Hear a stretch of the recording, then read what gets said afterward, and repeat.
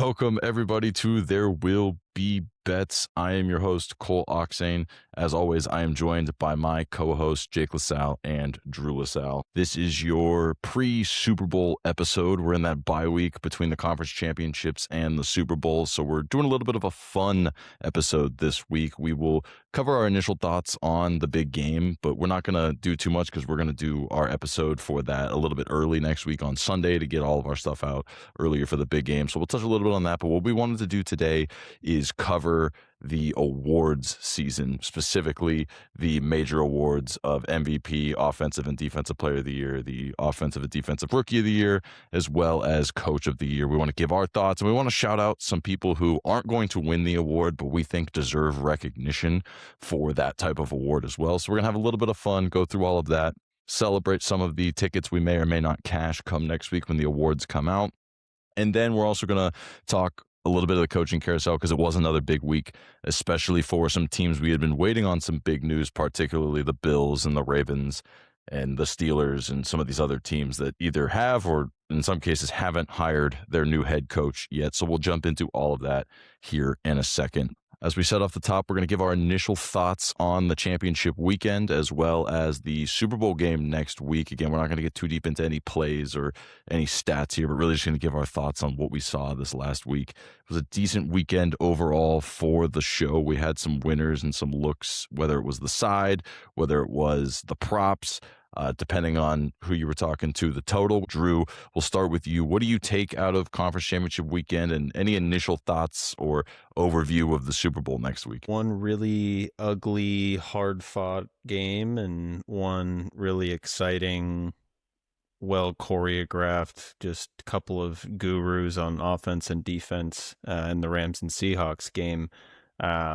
One was really fun and easy to watch. The other was a slog, but I think we kind of expected that a little bit. We didn't see the weather coming into the mix there in the fourth quarter, which made it a little reminiscent of the birth of the first Patriots dynasty in some ways. But if my main takeaway is you got to be a bit sick to your stomach if you're the Denver Broncos, if you're Josh Allen, or if you're any other real competitor in the AFC, because you can see by the way the line's moving and with the Super Bowl that there's a lot of belief in the Seahawks, and the Patriots feel like, I don't want to say the worst team to ever win the AFC and participate in the Super Bowl, but that's a team with some glaring holes, and I think that they're going to get exposed a bit in the Super Bowl, and we'll touch on that on Sunday a bit. But yeah, really exciting NFC Championship game to see Stafford and Darnold of all quarterbacks to go back and forth all game. But got to be disappointed if you're in the AFC and had any thought about competing for a Super Bowl this year. I do think you're being a little hard on the Patriots. I do think their defense is a solid defense. We'll get into it later on what I think about Milton Williams and just their defense as a whole. Gonzalez, they've got some really good players. And I think Drake May has been very good this year. So I don't think they're like a horrible team. I just think the talent level on the other side of the being the NFC is just that much better. I do think if you are the Bills, you are a little sick because that was a very winnable game, and I think they could have won. They could have beaten the Patriots. But we summed it up last time in the podcast. The Patriots, the one thing they rely on is Drake May to be able to make plays. If he's going against a tough pass rush that won't let him scramble as much, he won't be as successful. And these receivers, we know they're not that talented. Finally, they went up against two defenses that have corners that can actually guard them and pass rushes that can get to Drake May, and they've looked horrible. They've struggled. And I think they're going to run up against the same thing in Seattle. The one thing that is a little different is Seattle's pass rush isn't as great as the two teams they played, but their secondary is just as good. So I think we'll talk about it a little bit more in the next podcast, but I feel like Seattle has to be the side you're looking at. They look very good offensively in the playoffs. Sam Darnold has played exceptionally well. They've even been running the ball pretty well, and their defense looks really tough. The Rams even struggled against their defense. I mean, I know they put up, I think it was 21, 24. I don't remember. 27. But one of those touchdowns was due to a taunting penalty by Seattle. Wouldn't have even gotten it. So their defenses look good. Their team has looked good. Their special teams looks fantastic. They keep getting turnovers and scoring and putting them in good field position. It's just this team looks hard to beat. Yeah, my take on the game and on the conference championship weekend kind of aligns in between you guys. I think that Drew is 100% right that if you're in the AFC, you feel like you wasted a chance. Not to say the Patriots don't deserve it. The Patriots have won the games when they needed to win them, and they have found ways when they needed to find ways. That being said, it was quite the lackluster performance against a backup quarterback. We all predicted a Broncos cover on this podcast. The Broncos did indeed cover that game. It was not convincing. Jarrett Stidham was not good. I understand the weather ended up basically ending that game in the middle of the third quarter, but still, Patriots did not look inspiring. The Seahawks, I bet against them with the Rams, given I said take the 3, it landed 4. I think it was a close game. We all agreed that that was the real Super Bowl, as we said.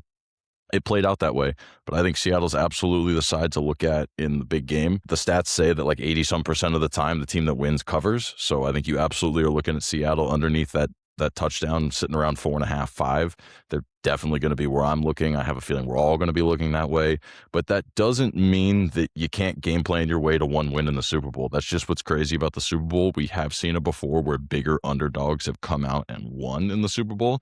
But just as often, if not more often, we've seen these favorites over a field goal just come out and stomp, because at the end of the day, these lines are set to encourage betting on both sides. I definitely think that Seattle is the play here, at least as far as the side goes. Obviously, we'll dig into more ways to maybe play that, or, different paths to play it. One thing that I will say before we get to the Sunday podcast, if you're really looking to play this game, is look at that MVP market. There's really only 4 or 5 guys around this year that I think can actually take it. And if you're looking at the Patriots specifically, I think it's pretty much Drake May, and he's got better odds than the Patriots money line. So if you really do have faith in the Patriots, that's something I would look at now before it continues to move and more people get involved. That's my one little tidbit I'll throw in there. So that's kind of my take on it, and my take on how we ended up here and what we were talking about over this last weekend. So like we said, we'll cover the rest of the games come Sunday. We'll do props, we'll do fun stuff, we'll do the sides, we'll do the totals, we'll do all that good stuff come Sunday. So that's enough of the big game for now. We don't want to bore anyone to death just talking about last week. We're going to jump into the coaching carousel update, because there are some new updates on that end since the last time we recorded. We're going to go around, kind of cover all of the different big things. We'll start off, Jake, you got a head coach there in Pittsburgh. I know you were anxious about who they were going to hire. It's safe to say none of us love the hire. I don't necessarily hate it either. I think it just kind of is an okay hire. So take it away. Let us know your thoughts and how you're feeling about one Mike McCarthy in Pittsburgh. Yeah, I have mixed feelings about this hire. Obviously he has had success in Green Bay. He won a title, so he's definitely had success at taking a team to the Super Bowl. Obviously Aaron Rodgers helps with that, which he might have, but not the same Aaron Rodgers. I will say that he did have a successful offensive season after Kellen Moore left in Dallas, so I don't think he is a bad coach. I think he has a good offensive mind, and right now the Steelers really need an offensive mind, because our defense is always going to be good, is always going to be tough. And so I feel like we need to put the emphasis on an offensive mind, and I feel like he's decent. It's really going to come down to what coordinators he surrounds himself with, both on the offensive and defensive side of the ball, to see if we have success. I've talked about it multiple times. I wish we would just do a rebuild, tank this season, get Arch the next season or something like that, and, progress from there. But Steelers are too proud. We're never going to do that. So we'll see what happens, see if he can make magic, and have another winning season like Tomlin always does. But yeah, I don't know. Mixed feelings on this hire. I feel like it could go one way or another. Really depends on the coordinators he selects. I'm a little surprised to hear mixed feelings, if I'm being honest. It sounds like you've had time to kind of calm down and settle into realizing what this means for the Steelers. I'm more surprised at it kind of breaks away from what the Steelers have done in their, although limited, coaching searches in the past, and identifying a young and upcoming coach with the expectation that they're going to come in and be there for a decade, 2 decades, by making this hire with Mike McCarthy, who's in his 60s already. you're essentially saying that he's going to be there for 4 to 7 years, maybe, if everything goes smoothly, which is just very against the Steeler brand. I mean, all you ever hear about is how many coaches they've had in the history of their franchise, and maybe that's fine to break away from that. And I do think that what you mentioned about his success post Kellen Moore is totally valid. I do think seeing how Schottenheimer has come in and seen that success continue to extend speaks maybe a little more to the fact that the Cowboys offensively are just kind of well equipped to keep the engine going. But I mean, there's not a team in the NFL that's in bigger need of an offensive refresh than the Pittsburgh Steelers. Like, I do think they have talent on the O-line. I think they have some talent at the skill positions, but for whatever reason, they've just been stuck in this endless cycle of substandard offensive coordinator hires that Tomlin has kind of put them in. So hopefully this is the adrenaline shot that they need, at least offensively, although I doubt anybody is going to be defining Mike McCarthy as an adrenaline shot, but we'll see how it plays out. So the way I see this hire is the Steelers have essentially accepted that they don't want to tank until TJ Watt is done in Pittsburgh. That's kind of what I think is the case.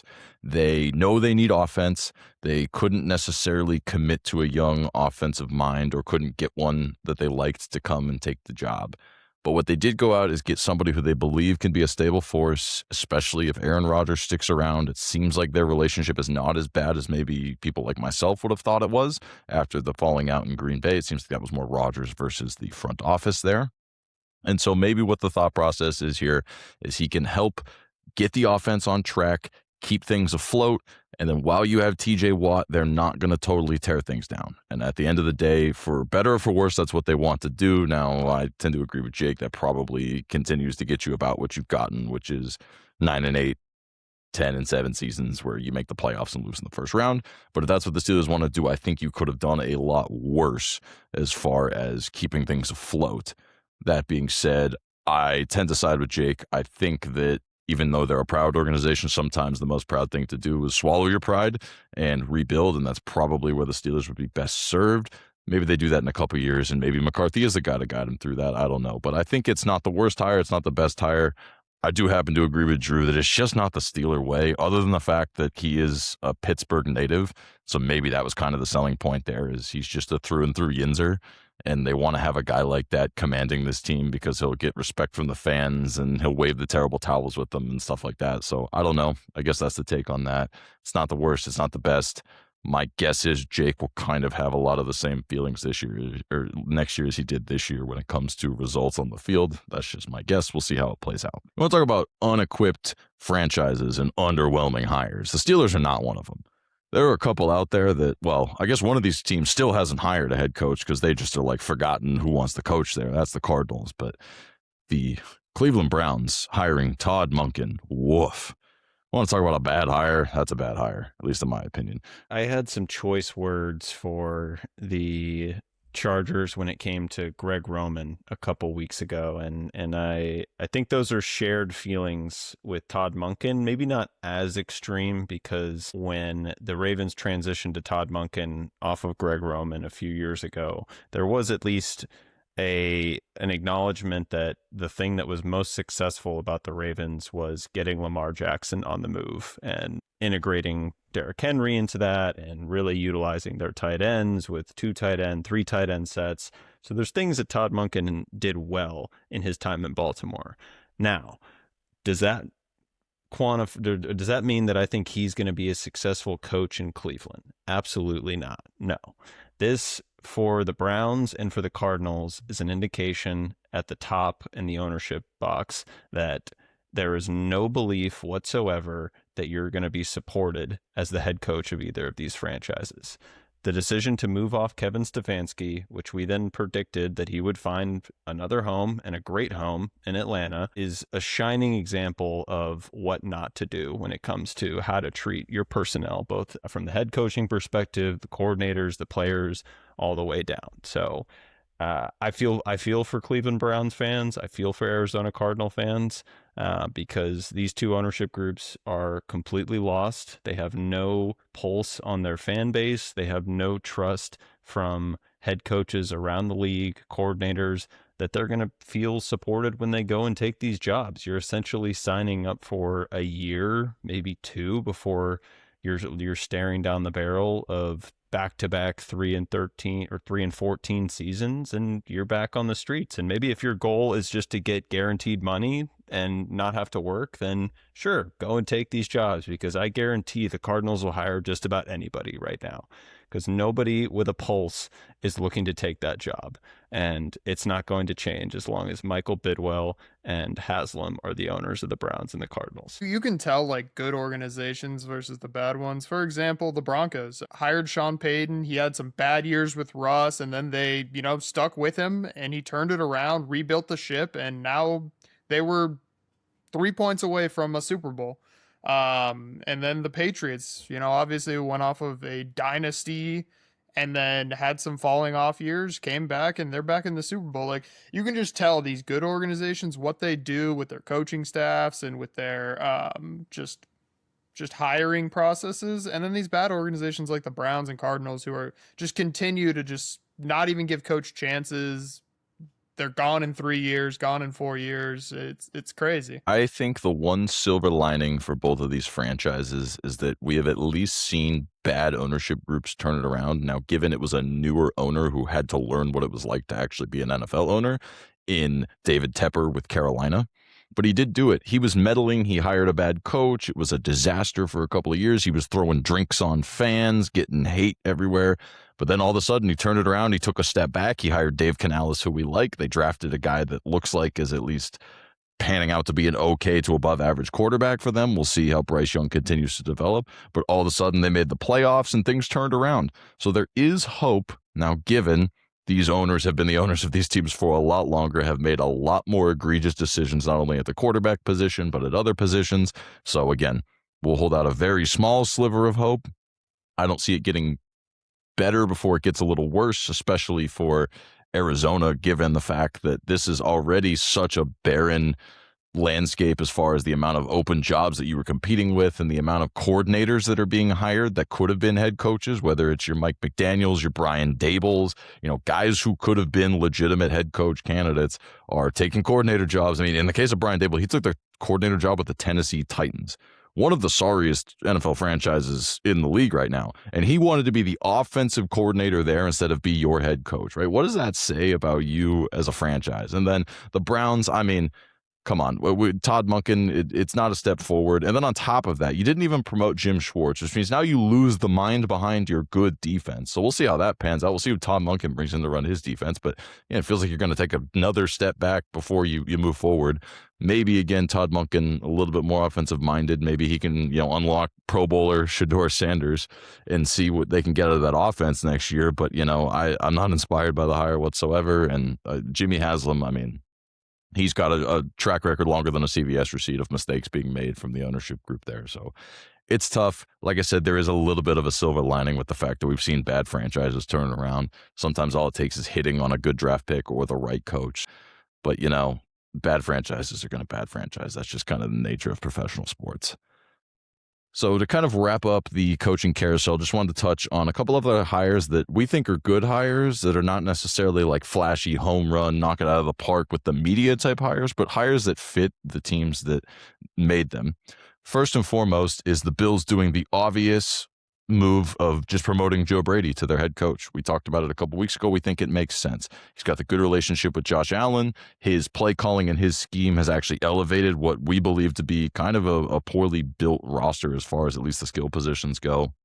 It'll come down to if he can bring in a guy to replace what McDermott was able to bring with his defensive mind. But I think it at least keeps things a little bit tighter in the locker room. From all accounts, it seems like most of the players, both offense and defense, like him. I think it's a good hire for the Bills. I think they were able to keep him from taking another head coaching job elsewhere and just keep him in-house. And he's young, he's hungry, he's soared up the ranks. He was, the offense coordinator at LSU 5-6 years ago, and now is an NFL head coach. Like, those are guys that if you can get somebody who can rise the ranks that fast, that's usually a good sign. That track record of coaches that do that usually pan out more than they don't. I like it for the Bills. I don't think it's the flashiest hire. I don't think it's the biggest name, but I think if you're going to move on from McDermott, it's the right guy to bring in. And then the one other guy I want to touch on before I throw it back to these guys is Jesse Minter to the Ravens. He is another hire that I don't think is the flashiest name, especially if you're going to get rid of arguably the most notable, most desired coach that came to be in this hiring cycle, which was John Harbaugh. I think Jesse Minter makes a lot of sense for what the Ravens need. They have Lamar Jackson. They have a talented offense. So if you can bring in an offensive coordinator who just uses that talent the right way, I think the offense will be okay. And what their issue was defensive scheme. And Jesse Minter has proven he is a mastermind of scheme. They have just not recovered since they lost the absolute wizard that is Mike Macdonald for that defense a couple years ago. I think bringing in Minter, who did work under not John, but Jim Harbaugh, will be familiar enough for these players and the way he operates. I think he will elevate this team. That front office is the opposite of the Browns. They're a well-run organization. They continue to draft well. They just need that young, stable mind on defense. So love that hire as well. And then one more thing we'll note is Brian Daboll did take that offense coordinator job with the Titans, which, again, I think that's probably a good hire. He's a good offensive mind. His issues had been more on the head coaching side. So I think combined with Robert Saleh, we could actually see some elevation out of what could be a promising young quarterback in Cam Ward and a building roster in the Titans. I don't know what you guys think about any of these hires. If you love them, you hate them. What do you think about these hires? I think they're both really good hires. I'll start with Joe Brady. I think Joe Brady was a great hire. It was kind of the obvious decision, just hire within, and he was the right fit for that Bills organization. Then Minter, I think Minter is a fantastic defensive mind. I think it's a really scary as a Steelers fan. I don't really love the fact that they got such a good hire.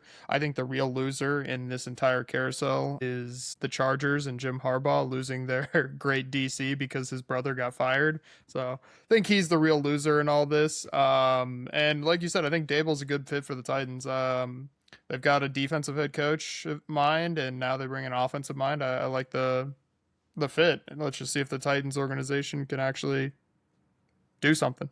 I think the Daboll thing shores up a lot of concerns that you had with the Saleh hire, because obviously we saw this year, we'll talk about it later with coach of the year candidates around Shanahan, but a lot of that was him coming in back as the DC and really doing a lot with very little in San Francisco. So I think from the defensive perspective, you were very bullish on the Titans defense, kind of building off of some of the success they had at different parts of this year, but we're very concerned about the development of Cam Ward and continuing to kind of build around him. And obviously that building part's going to come down to the GM. But yeah, Daboll does have that history of working with young quarterbacks. I know Daniel Jones has been a bit of a punchline before his success at the beginning of this year with the Colts, but did have some success with Daboll. Josh Allen was far from a finished product before he had a couple of years to work in that system with Daboll before he departed.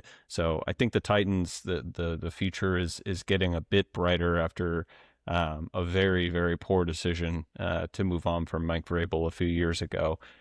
You flip to the Minter hire. From what I understand, they're looking at Montgomery, the offensive assistant for the Lions, and then the offensive assistant or OC from the Bears. I forget the guy's name, as potential OCs for them. And I think both would be a great fit. I do like Montgomery a bit, and I obviously like what I've seen from the Bears offense this past year, but yeah, it's going to be a huge hire for Minter, because I think you're right. I think a lot of their defensive issues and really reliance on Kyle Hamilton probably get solved a bit with Minter there, but they need a shot of adrenaline the same way the Steelers do in a lot of ways on offense. So hopefully they can get that hire right, and we see the Ravens kind of bounce back after a disappointing season. Yeah, I think all in all, you guys kind of nailed all the rest of my thoughts on those hires as well. I think they're all promising in their own right. And at the end of the day, all of these teams knocked out of the park compared to those teams we talked about just a second ago. And of course, we will continue to touch in on the coaching carousel as it kind of fully wraps up over the next couple of weeks after the Super Bowl ends, because I know that there's still the Kubiak of it all, which if you're a Cardinals fan, I guess is who you're hoping out for. But, we'll see how it all plays out. We'll touch base again as we head into the offseason and all of this stuff. But that's our thoughts. We've been trying to keep it up to date. Everything is kind of starting to find its way. The puzzle pieces are all fitting together. We'll see how everything ends up with these teams, but that's enough of that for now. Again, we'll hop into it when we head into the offseason after the Super Bowl. Well, with the coaching carousel out of the way, we're going to hop into our rants section. We're going to keep this short this week. We'll save some other rants for the Sunday episodes we head into the Super Bowl. But I have more of a PSA than a rant for everybody. And what I really want to say is everybody loves this idea, and I don't know if you guys have seen this, but people love the idea of betting on the coin toss for the Super Bowl. You're right. You think it's a 50-50. Let me bet a little winner, throw a little bit of couch change, get the good vibes going for the Super Bowl. If you bet the coin toss for juiced odds at a sports book, you need to call the phone number. This is a literal 50-50 bet. Anything beyond plus 100 implies that you need more than a 50% chance to win to break even on that. That is not how a coin toss works. For the love of God, please do it with a friend at the Super Bowl party, or at the very least do it at even odds. Otherwise, you are just gifting the sportsbook money, even if you win, because they're literally not giving you fair odds on this. So please, anyone out there who wants to do that, bet with somebody, split the price of their Super Bowl square as a win, find your neighbor, find somebody who lives down the hall. I don't care. Just please, please, please. I know there's major books out there offering minus 104, 105. Do not do it. It is literally the closest thing you can get to a legal scam. So please, anyone out there trying to bet the coin toss, if you do it at Juice, call the number. They'll help you. They'll get you off of that behavior. Kind of volume they get on the coin toss? Probably a lot. I bet it's ridiculous. So whatever 4 or 5% of their volume is, that's just like a free cash grab. They'll get a bet from me. So, and my favorite part of it is the people who think there's like a sharp side of there's a history involved, Jake, that believe you can find an edge on the coin toss. It's crazy. What? Bro, I've been crushing coin toss. What are you talking about? I think I've hit the last 4 years. Tails. That's all I ever hear. Nope, there's sharp money on heads this year. It's the wind gusts coming out of the southeast. Yes, so please, if you're going to be like Jake and find the sharp edge, do it at even money. That's all I have to say. That's all we got for the rants this week. Again, we're not going to keep you longer than we have to this week. All right, before we hop into our thoughts on the NFL awards, as always, we want to thank you guys for watching. If you are enjoying the video, please leave a like down below. Show YouTube that you're loving what we're putting out. If you want to see all of our content every week, hit that subscribe button, hit that bell as well so you never miss an upload. You get notified when we drop, so that way you can get all of our episodes, especially this one coming up for the Super Bowl. You're not going to want to miss that one. And then everything we have coming for you into the football offseason and into the other sports like basketball, you'll be alerted when those come out. So hit that like button, hit that subscribe button, and continue on this journey with us. All right, now we're going to hop into our thoughts on some of the NFL awards. We're going to cover kind of the major awards. Again, we're not going to dive into things like Protector of the Year. I know there's like Assistant Coach of the Year. There's Walter Payton Man of the Year. You can't really bet on that. So we're not going to cover that one. That would kind of feel sacrilegious to bet on anyway. But we'll jump into it here. We're going to start with the rookies. First and foremost, we're going to start with the Offensive Rookie of the Year. As of right now, the betting odds when they closed on most of the major markets had Tetairoa McMillan as a pretty sizable favorite to win. And so we're going to go around the room, say whether or not we think he's going to win and anyone else we want to throw out there. So Drew, take us away first. What's your look on this Offensive Rookie of the Year? Do you think Tet deserves it? And would you pick anyone else in this place? Yeah, I actually lean Tyler Shook, not Shoe. Tyler Shook. Throw back to that bet I won over Jacob several weeks ago. But yeah, I've been really impressed with how Tet has played this season. He's really been the difference in the Panthers offense. I think we have all been really high on Canales, and we're pretty disappointed at the way their offense looked under Bryce Young and Andy Dalton at times last season. So they needed a number one, and they appear to have it. But with Shook, we were very high at times on Rattler during the season, but you saw when Shook came in, the offense was significantly better with limited options too, like no running back, really only Chris Olave. I think it's clear that Kellen Moore is a legitimate play caller. We'll see how it progresses as a head coach. But yeah, I was really impressed with Tyler Shook after being very unimpressed with him in college. I think he deserves this award. 7-2 ATS as a starter. That's impressive enough for me. Yeah, I don't know if the award committee looks at that. I also agree. I think Tetairoa had a great year. I think he will win the award, but I think Tyler Shook had a fantastic year. Only played 11 games, had 2,570 total yards, 13 total touchdowns, only 6 interceptions, and had a 5-6 record with a team that was terrible. Let's be real. across the board, they were struggling. So he had a fantastic season, and he could be what turns around that organization. You guys are totally fair with the love for Tyler Shuck. I am a little biased. If you followed my futures bet way back a couple of months ago, I said Tedero McMillan at the time. Let's try and cash that ticket next week. That's who I would pick. I think he had the best year of any of the rookie wide receivers. I 100% agree that if Tyler Shuck played a full season, he'd have been your rookie of the year, no doubt. He didn't play a full season, didn't quite put up the numbers. I think given that he played a whole year on a playoff team, I think Tedero McMillan is the right pick. Let's go ahead. Let's cash that ticket. I know the Arizona fans on this podcast specifically love seeing one of their guys put up the numbers, and I'm really excited to see what he does next year. So I'll say I agree. It's Ted McMillan's to lose here. Jumping over to the other side of the ball, we've got the Defensive Rookie of the Year. This is kind of one of the more of the wide open ones. There is kind of a clear favorite as far as betting odds go, but I think if you really look at it, this would not shock me if the clear favorite didn't end up winning here because there was a lot of split voting. The clear favorite, according to the sports books, is Carson Schweschinger for the Cleveland Browns, their linebacker out of UCLA. He had a very solid year. He had a lot of big plays, particularly in some of their big upset wins. If you remember way back to like week 3 against the Packers, that dude was all over the place, forcing fumbles, coming up with big fourth down tackles. So I think he is a deserving winner, but I know we want to shout out some other people. Kind of a weird award, like you said, kind of an underwhelming defensive class from this past year overall. I think that's why you see Schlesinger kind of leading the pack here with, decent year, but I kind of think they're underplaying the importance of Mason Graham in the current award odds. No one really was kind of highlighting him when the defensive class was selected and the odds came out, but that's kind of to be expected with a defensive tackle. But I think his value can't be understated. Their run numbers this year were outstanding, and that's not Myles Garrett. Myles Garrett is a great run defender, but Mason Graham is really the difference maker on that defense, at least in stopping the run, and was a good pass rusher in his own right. So I think he's getting disrespected a little bit with how impactful he was this season. I'm going to go with Nick Imanwari. I think that the Seattle defense has been absolutely exceptional this year, top 3 in the league. I said it at the beginning of the year, they were good going into it, and they've added guys like this guy and just have elevated their defense to a whole nother level.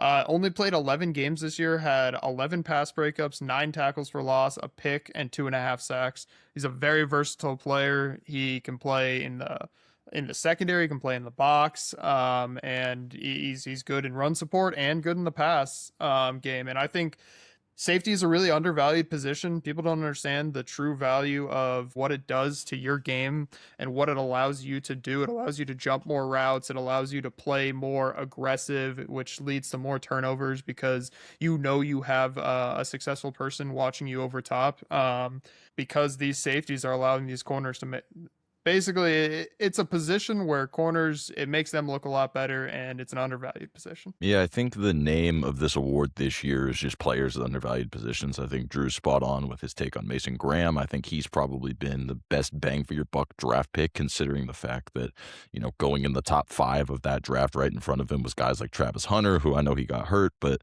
was not the most outstanding cornerback when he was even playing corner in the first place. And Abdul Carter had a very disappointing year. So I think Mason Graham, absolutely a value play. He did get like 8 or 9 sacks as well. It's not like he can't rush the passer. It helps that he's playing with Myles Garrett, but he can rush the passer. He's an elite run defender. I think he's been great. I think Imanwari is a great pick. I think at the end of the day, it is going to go to Schlesinger because when you look at these awards, it's not necessarily always about the analytics or the deep football knowledge. It's kind of about how do you think about football in the traditional sense, and everybody loves a middle linebacker that racks up tackles, and he's racked up a lot of tackles on defense. That defense was on the field a lot this year. He played well. I think he does deserve it. I just think that these other guys we shouted out make sense too, especially in a weak year for defensive rookies. I think these guys really did shine on some of the best defenses in the leagues. But all right, we will jump to the big boy awards now, the big 3 at least, and that is Offensive Defensive Player of the Year and MVP. Starting with Offensive Player of the Year, really all year was kind of a 3 to 4 horse race. Jonathan Taylor fell off after the Daniel Jones injury. As of closing of the market, your not sizable favorite, but your favorite by at least a little margin was Jackson Smith-Njigba. It makes sense. He's the best offensive player on the number 1 seed team who has ended up being a Super Bowl competitor. But, right up there in the mix was also Puka Nacua, was also Christian McCaffrey. Jonathan Taylor was still hanging around. I'm looking at Trey McBride I might be a little too close to it with holding him in Dynasty and the fantasy impact that he had for a lot of people. Although he did drop the ball when it mattered most in Week 16. But what a season from Trey McBride. We talked about it all the time when it came to our anytime touchdown parlay.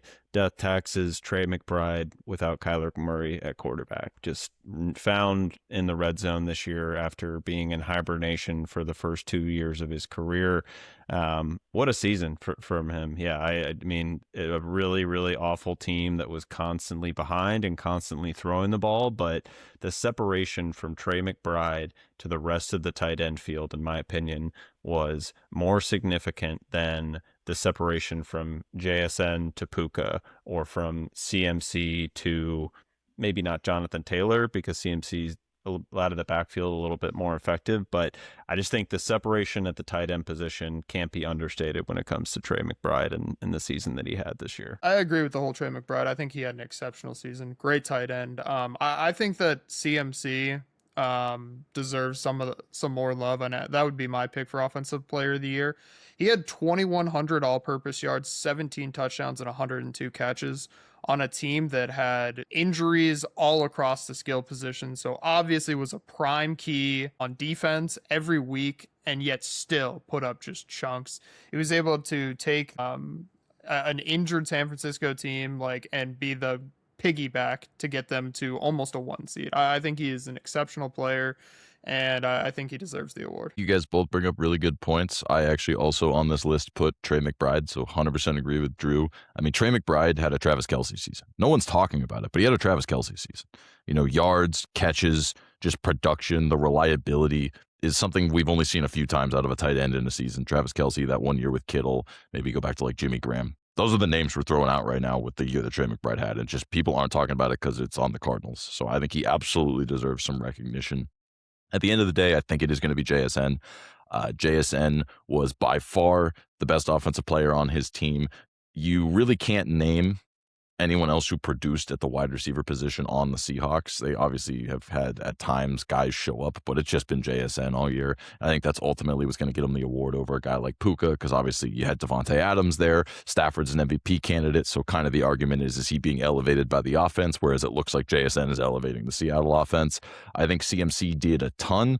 I actually will touch on CMC with my thoughts on a different award coming up in a minute. I just think the fact that they were a wild card and the Seahawks were the 1 seed, these voters love the 1 seed. It's just a thing. They love the 1 seed. They love the top team. So I think it's going to go to JSN.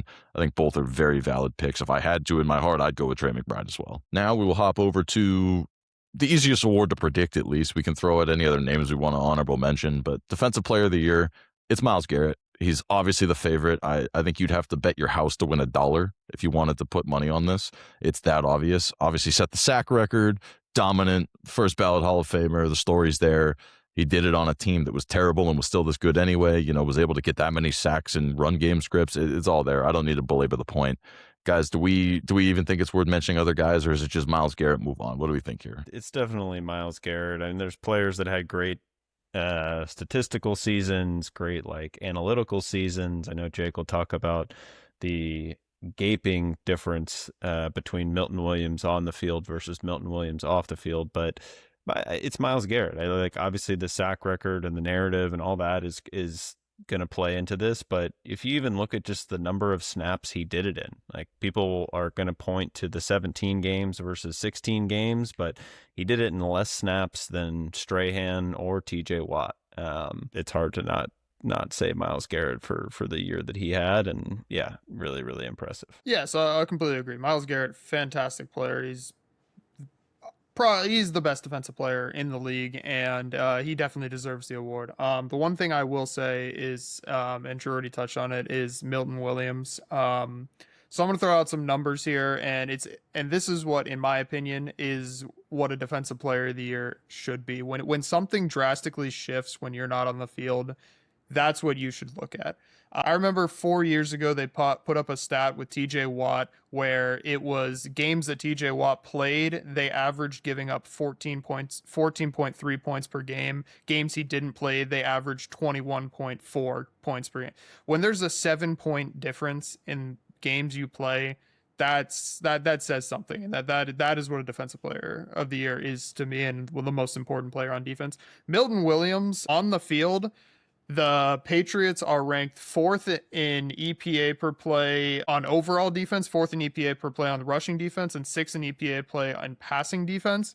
With Milton Williams playing this year, yards per game running given up is averaged 73.5 yards, which is number one in the NFL by a lot, like 7 or 8 yards per game compared to Jacksonville. Without him, average yards per game given up on the ground is 141, which is 30th in the NFL.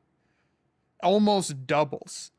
That is insane. That is what a defensive player of the year is. So 100% agree. Myles Garrett is fantastic. He's unbelievable. He is the best defensive player in the league. But most important, like, there's just certain players that just the defense just changes when they're on the field. Yeah, I think that's a very good point. I think that most impactful is different than defensive player of the year.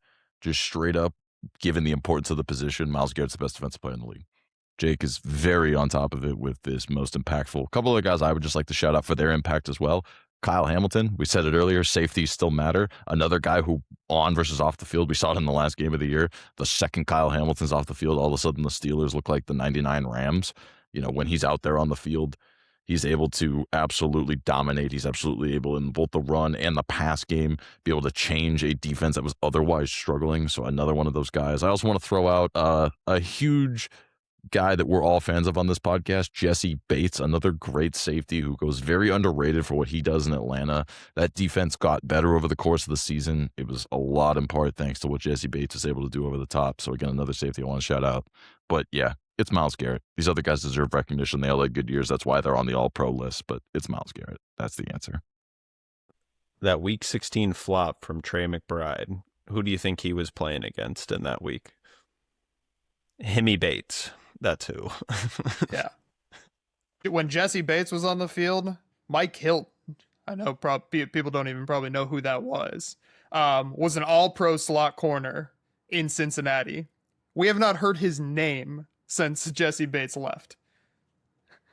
If that doesn't just show you the importance of safeties. Yeah, I think if you take away one thing from this podcast, the importance of the safety position, and it's why when the Chiefs end up with Caleb Downs in the draft this year, I'm going to be sick. All right, moving on to the big award. It's a two-person race. It's the MVP. As of the close of the betting markets, Matthew Stafford was your MVP, but if there's any award that I think is a true toss-up, it's probably this one. I could see it going either way, and it wouldn't surprise me. Again, I have a little bit of a rooting interest here. I had a Matthew Stafford 40-1 ticket going into the year, so would love nothing more than to see the old man kind of cash in on a long career. And, you know, the awards voters like to reward the long career over the young buck sometimes. But again, I think I could see it going either way. I would say it's got to be Stafford. Statistically, is just been unbelievable, especially at this point in his career. Really, his best statistical season in his entire career. So, yeah, hard to not give it to Stafford. I do see the case for May, given really the lack of talent that they have outside of Stephon Diggs. Limited running game. Offensive line has been very shaky in the playoffs, but their schedule kind of enabled Drake May to have a bit of a soft landing this year, and you saw the success he had in downfield passing. It's really what carried the Patriots all season long, but the Rams have been a juggernaut every step of the way and have really been the only team to kind of crack the Seattle defense. So yeah, I think it's Stafford's award. Yeah, you're right. It is a two-person award. Stafford and Christian McCaffrey. I think that Christian McCaffrey deserves the MVP. I've already described it with the Offensive Player of the Year. He was the entire offense, the driving force. They almost got the 1 seed, and their starting quarterback missed 5 games. I'll get into it with the coaching in the next award, but obviously that was a factor. Christian McCaffrey was unbelievable with a team that was struggling and hurt all year. But sadly, it is a quarterback award, not an MVP award. So I will say Stafford is the MVP, and I think he should win the award. He had a spectacular season and completely turned this Rams team into a juggernaut. Jake is correct. This award is no longer the most valuable player in the league. It is the best quarterback on a good team award. I think Matthew Stafford was the best quarterback on a good team. Drake May ended up being on a team that finished higher in seeding, so I think that could give him a leg up in the eyes of some voters. So it won't shock me if Drake May wins. I can't say he's not deserving. But I think if I had to pick, I'd also go Christian McCaffrey. I think you want to talk about a team who, through the middle of the season, when they were playing with a backup quarterback and injured George Kittle, injured wide receivers, there was one constant on that team. He was leading them in receiving yards. He was leading them in rushing yards. He's dynamic. He's a guy you can rely on. Usage rate is up, and he just keeps going. He never dies off in production. I think that's a guy that absolutely embodies the term of value. But at the end of the day, the award is not really about value. So Matthew Stafford, please, let's cash the ticket. Let's hope for it. He deserves it. He's had a good career. I'll root for that to happen, but that's who my pick would be if I was picking who's going to win this award. Which brings us to the final award. We'll round it out with the Coach of the Year. I think there's a lot of candidates. As the betting markets closed, they were predicting Mike Vrabel. The thought process on this tends to go a lot the same as the MVP. It's the coach of a high-seeded team who overachieved, and usually you never see it being the head coach of teams with expectations who meet their expectations. Is always someone who overachieves. So Mike Vrabel being your predicted winner. I know we all have some other thoughts. Yeah, again, regular season award. I know there's a lot of hate coming off of that Buffalo Jags playoff game, but in my opinion, this award should go to Liam Cohen, who we all had futures on. We bet the win total, and he could not have exceeded expectations more. 7.5 on the win total. They win 13. They win the division, and really convincingly in a year where Houston really gave them a run at the end of the season after a slow start. But you talk about a team that couldn't have been headed in a worse direction, especially around Trevor Lawrence. So no confidence. They have him signed to a long-term deal, but everybody's like, maybe he's not the guy. Maybe this was a terrible mistake.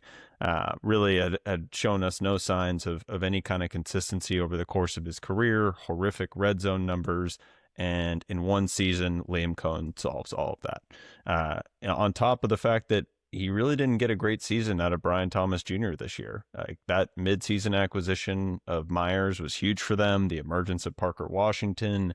They draft another running back in Tootin, but ETN is really the driving force in the run game. But really just a totally revitalized franchise under Liam Cohen. You see that.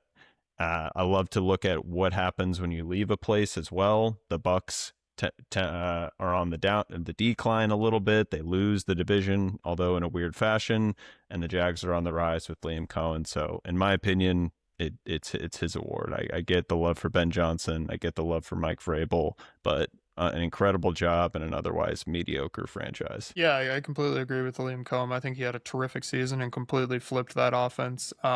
You could see the same thing on the other side with Ben Johnson. Left the Lions started to struggle, and he turned Caleb Williams, who had a bad season, into a division winner. I understand the Vrabel look too. Nobody expected them to do anything. Had an average season last year, and they outplayed the Bills and won the division, which was impressive. As Cole said it, the problem with this award is it is always going to be with somebody who has no expectations. But my pick would be Kyle Shanahan. The ability that he had to take a team that was just completely brittled and injured the entire year, had no defensive players that you could name, towards the end of the year, lost Hufanga, all this stuff. Obviously, Robert Saleh helped with the defense and helped out that side of it, but was able to turn that into almost getting the 1 seed. It was just outstanding. All coaching. Was able to outplay and outcoach Sean McVay in one of the games where he had a backup quarterback. It just was a very impressive season. Coaching can only get you so far. If somebody else is also a good coach and has a much better team, it'll catch up to you. But what a tremendous effort he had. I mean, as we've said a few times, regular season award. I think for all of the same reasons Drew brought up on Liam Cohen, I think Ben Johnson is the guy that should win this award. I think he did all the same stuff. He took a team from worst to first. He took a quarterback that people had serious questions about. He gave him an offense and he gave him a scheme to be comfortable in. You saw drastic improvement. Obviously, their team got a little bit better. They added some pieces on the offensive line. He brought in a defensive coordinator in Dennis Allen to coach with him, who got the most out of a very injured and underwhelming Bears defense. They were the 2 seed. So again, if you want that success, he was the same seed as Mike Vrabel, and he had way less expectations than even Mike Vrabel did. Now, I know he was the big name and the big hire. That's probably actually what's hurting him a little bit, is because he was the biggest name. I think he has every case that Mike Vrabel does. I think Mike Vrabel is going to end up being your winner. I don't want to take anything away from Mike Vrabel. I'm giving that award to Ben Johnson again. I think he elevated a roster that we were all high on going into the season because he was there, but he outperformed all of our expectations. So that would be my pick for Coach of the Year. All right, you guys. Well, that was the end of our little bit of a different episode. I know, like we said, this is that bye week before the Super Bowl gets started. We wanted to have a fun conversation, talk about all of the different awards. I think we got to shout out some players we like, thank some players who did us right this year as far as betting or fantasy or anything else is concerned. So definitely a little bit of fun to do that. We'll see if, these awards tickets that we have going cash for us come next week. But, like we said, the big thing, we'll cover it on Sunday. Episode will be out a little early next week to cover the big game. We'll break that down in all of its glory, give you everything you need to know, and then a little bit more, whether it's props, whether it's sides, whether it's the total, whether it's what color the Gatorade's going to be. We'll cover most of it. Again, just remember, if you're going to bet the coin toss, do it at even odds. Please, please, please, please, please. Other than that, if you stuck with the video here through the end, please go ahead and leave a like on the video. Hit that subscribe button so you get all of our episodes, including that Super Bowl preview coming out on Sunday. Hit that bell as well so you get notified every time we put out another video. And otherwise, usually we'd say good luck on your wagers this week. We know everyone else out there is probably still wagering in some form or fashion, even if it's not the NFL this week. So good luck on any wagers you have. We'll be back on Sunday to break down the big game. Good luck to everybody, and thank you as always. Rebound escalators.